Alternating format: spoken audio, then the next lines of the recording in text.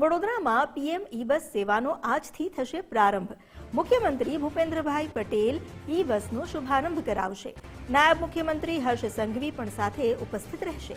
હાલમાં 30 ઈ બસ શહેરના રાજમાર્ગો પર દોડશે.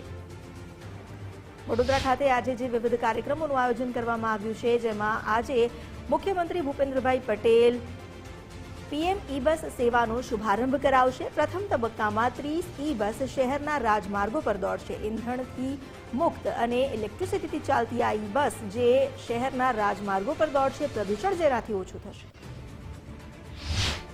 એક દ્રષ્ટિએ આજે 30 બસીસનું અમે લોન્ચિંગ કરી રહ્યા છે. 20 બસીસ નેક્સ્ટ વીકમાં આવવાના છે અને ટોટલ 50 બસીસ આ મહિનાથી અમે શરૂ કરીશું. અને આવતા 2 મહિનામાં હજી નેક્સ્ટ 50 બસીસ, એટલે 100 બસીસ વિધિન નેક્સ્ટ 2 મંથ્સ અમે ચાલુ કરવાના છે.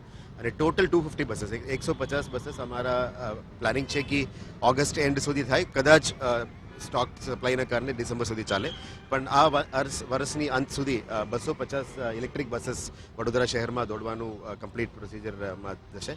એનું ટિકિટિંગ અને રૂટ મેપિંગ બધું ચાલુ થઈ ગયું છે. આજે 30 બસીસની રૂટમાં પણ બસીસ નીકળી જવાના છે.